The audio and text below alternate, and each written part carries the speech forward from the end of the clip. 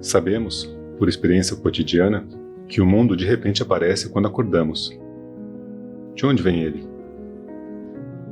Antes que algo possa vir a existir, tem que haver alguém a quem esse algo venha. Toda aparição e desaparição pressupõe uma mudança que acontece sobre um fundo imutável. Antes de acordar, eu estava inconsciente. Em que sentido? No de ter esquecido ou no de não ter tido a experiência? Você não experiencia mesmo quando inconsciente? Você pode existir sem conhecer? Um lapso de memória é prova de não existência? E seria válido falar de sua própria não existência como uma experiência real? Você não pode sequer dizer que sua mente não existia. Você não acordou ao ser chamado? E ao acordar, não foi o senso de eu sou o que veio primeiro? Alguma semente de consciência tem que existir, mesmo durante o sono ou o desmaio. Ao acordar, a experiência acontece como eu sou o corpo no mundo. Pode parecer que essas percepções ocorram em sucessão, mas na verdade é tudo simultâneo, uma única ideia de ter um corpo no mundo. Pode haver um senso de eu sou, sem que seja alguém ou alguma coisa? Sou sempre alguém com lembranças e hábitos. Não conheço o outro eu sou. Talvez algo impeça que você conheça. Quando você não conhece algo que outros conhecem, o que você faz? Procuro a fonte desse conhecimento sob a orientação dessas pessoas. Não é importante para você saber se é meramente um corpo ou algo mais? Ou nada, talvez? Você não vê que todos os seus problemas são problemas do seu corpo? Comida, roupa, abrigo, família, amigos, nome, fama, segurança, sobrevivência? Tudo isso perde o sentido no momento em que você se dá conta de que talvez você não seja um mero corpo. Que vantagem há em saber que não sou o corpo? Até mesmo dizer que você não é o corpo não é bem verdade.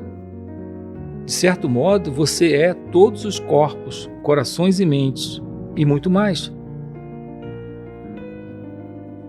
Vá fundo no senso de eu sou e você descobrirá. Como você faz para encontrar uma coisa que você não sabe onde está ou esqueceu onde colocou? Você a mantém na mente até lembrar? O sentimento de ser eu sou é o que surge primeiro. Pergunte-se de onde ele vem, ou apenas observe-o em silêncio. Quando a mente permanece no eu sou, sem se mover, você entra num estado que não pode ser verbalizado, mas pode ser objeto de experiência. Tudo o que você tem a fazer é tentar, vez após vez. Afinal de contas, o senso de eu sou está sempre com você, só que você atou uma porção de coisas a ele.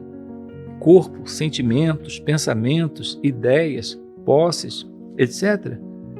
Todas essas identificações são enganosas.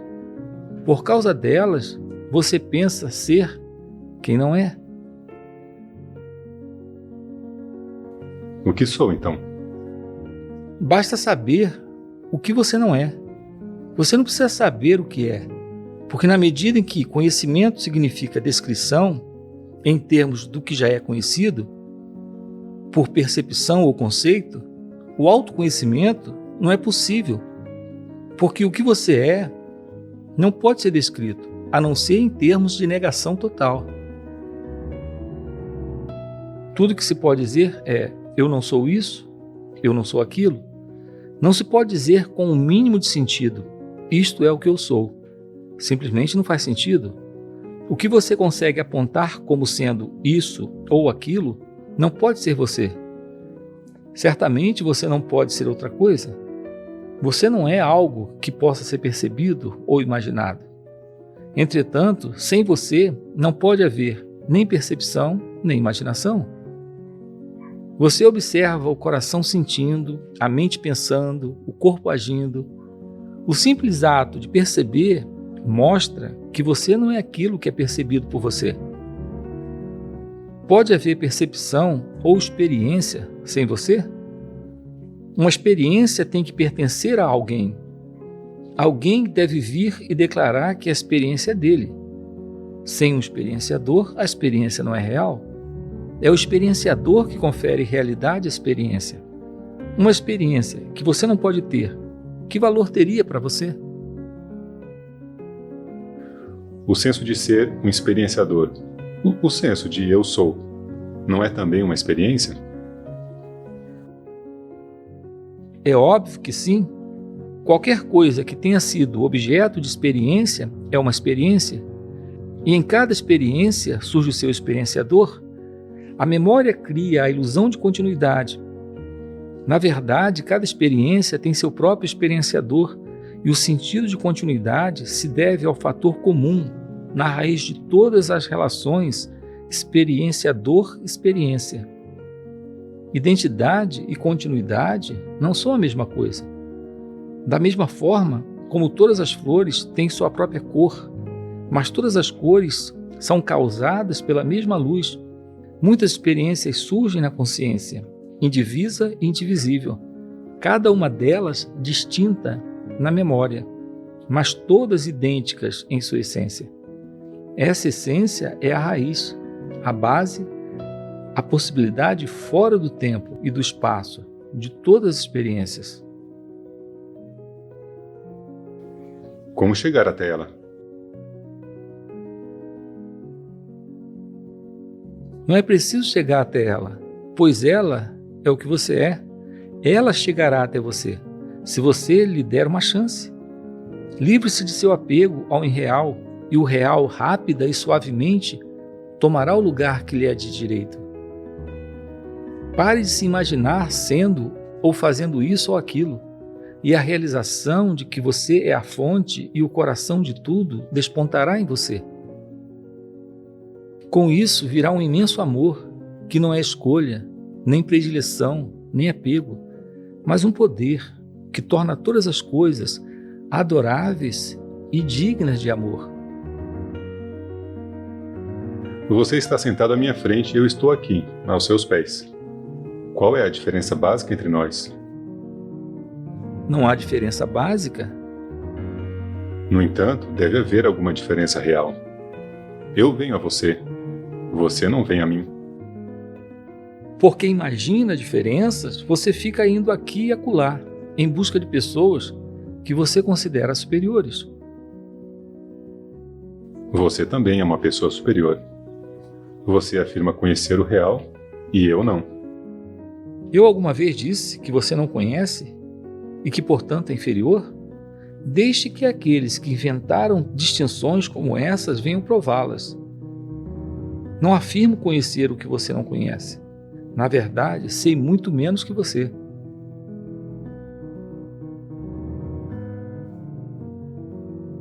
Suas palavras são sábias, seu comportamento é nobre e sua graça é todo-poderosa.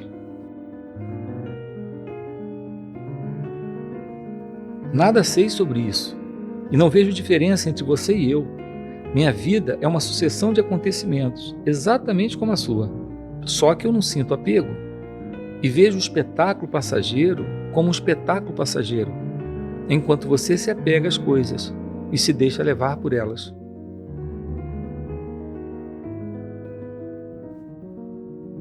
E o que o tornou capaz de tanto desprendimento?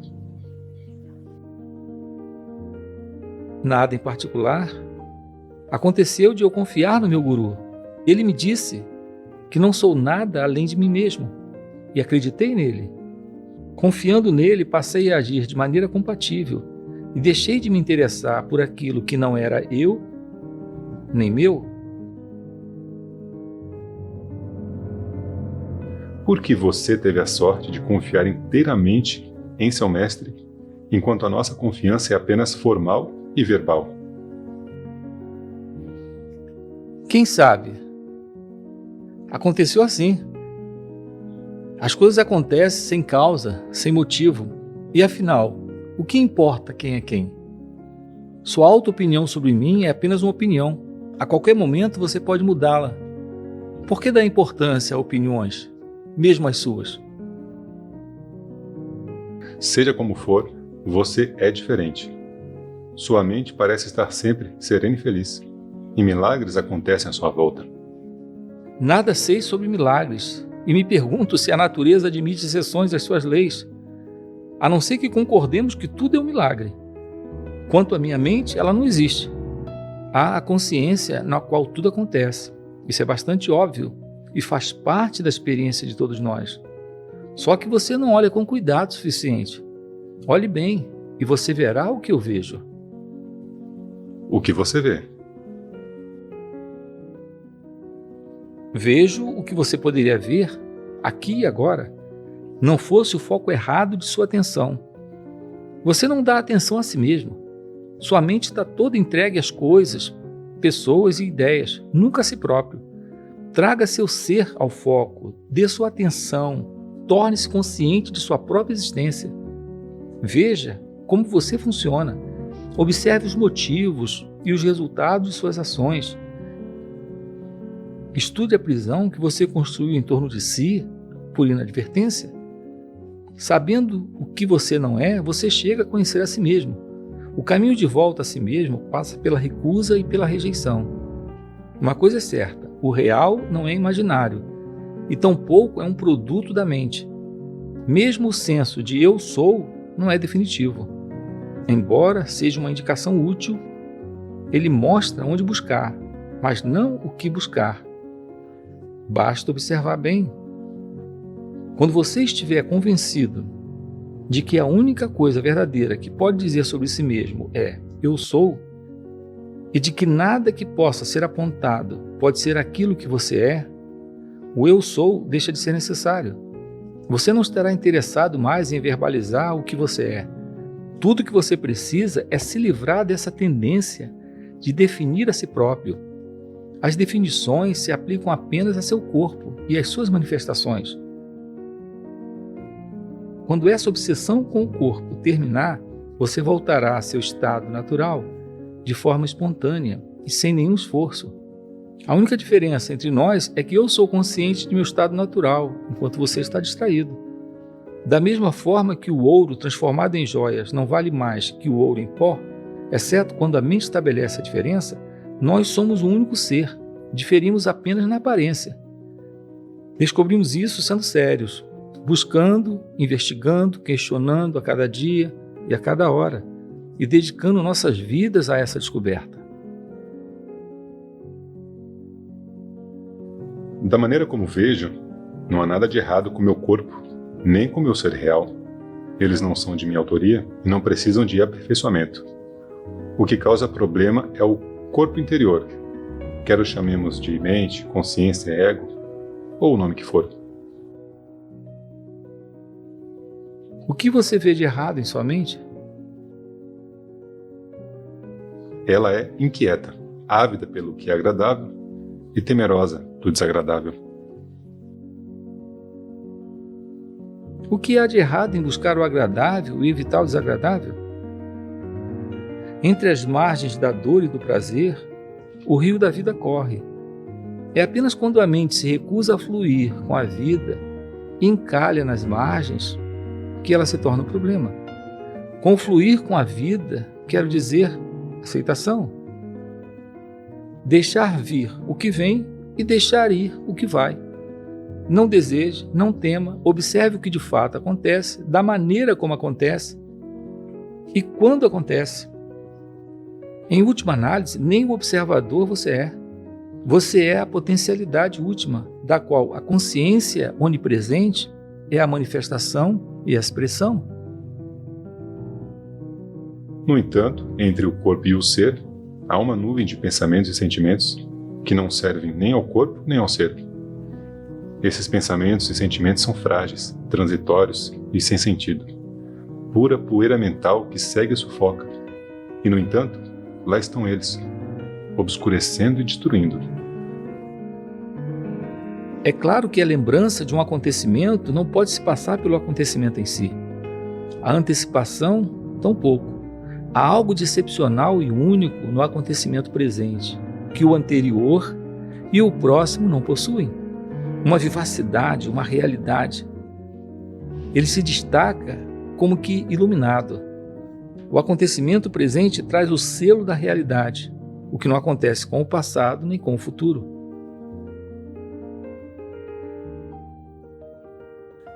E o que dá ao presente esse selo de realidade? Não há nada de peculiar no acontecimento presente que o torne diferente do passado e do futuro. Por um momento o passado foi presente e o futuro o será, por sua vez. O que faz com que o presente seja diferente? Obviamente, é minha presença.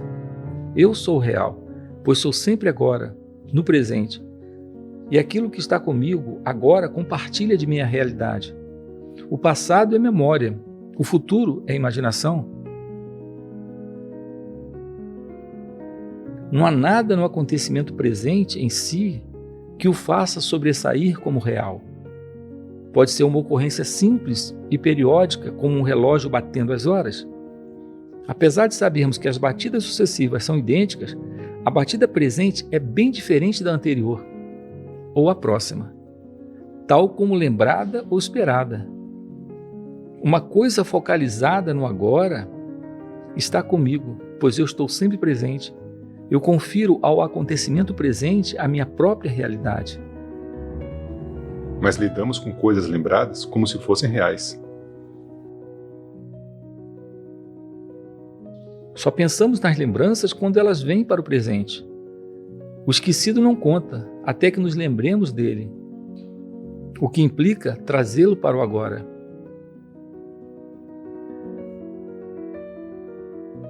Sim, consigo perceber que há, no agora, algum fator desconhecido que confere realidade momentânea ao presente transitório. Você não precisa dizer que esse fator é desconhecido, uma vez que, constantemente, você o vê em operação. Desde que você nasceu, ele mudou? As coisas e os pensamentos mudam o tempo todo, mas o sentimento de que o que existe agora é real nunca mudou, nem sequer nos sonhos. Num sono profundo, não há experiência da realidade presente. O vazio do sono profundo deve-se inteiramente à falta de lembranças específicas. Mas há uma lembrança geral de bem-estar. Há uma diferença entre dizer eu estava profundamente adormecido e eu estava ausente. Devo repetir a pergunta com a qual começamos. Entre a fonte da vida e a expressão da vida, que é o corpo, existe a mente e seus estados sempre mutáveis. O fluxo de estados mentais é infindável, sem sentido, doloroso. A dor é o fator constante.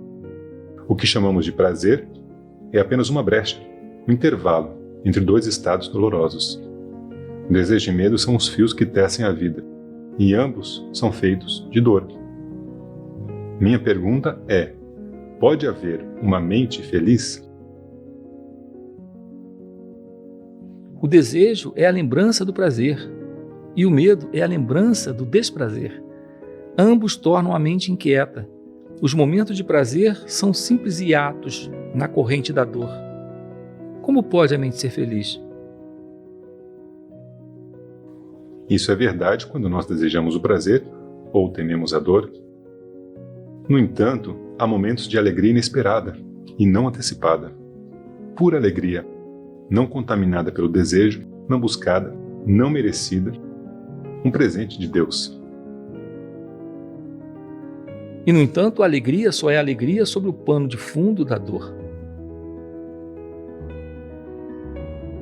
A dor é um fato cósmico ou é puramente mental? O universo é completo e onde há plenitude, onde nada falta, o que poderia causar dor? O universo pode ser completo no total, mas incompleto nos detalhes.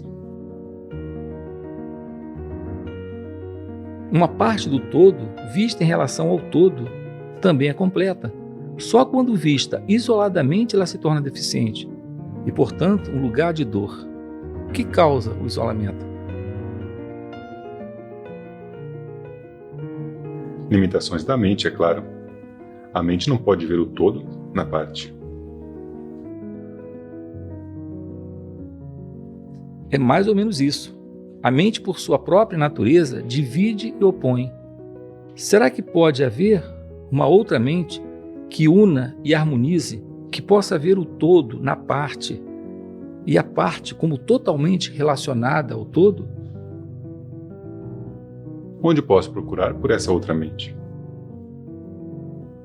Indo além da mente, que limita, divide e opõe, pondo fim aos processos mentais, tais como os conhecemos, quando tudo isso acabar, aquela mente nascerá. Naquela mente, o problema da alegria e da tristeza não existirá mais? Não como conhecemos, como desejável ou repugnante. O que passa a existir é a questão do amor buscando expressão, se deparando com obstáculos. A mente inclusiva é amor em ação, lutando contra as circunstâncias, inicialmente frustrada, vitoriosa no fim. Entre o espírito e o corpo, é o amor que faz a ponte? O que mais seria? A mente cria o abismo, o coração o transpõe.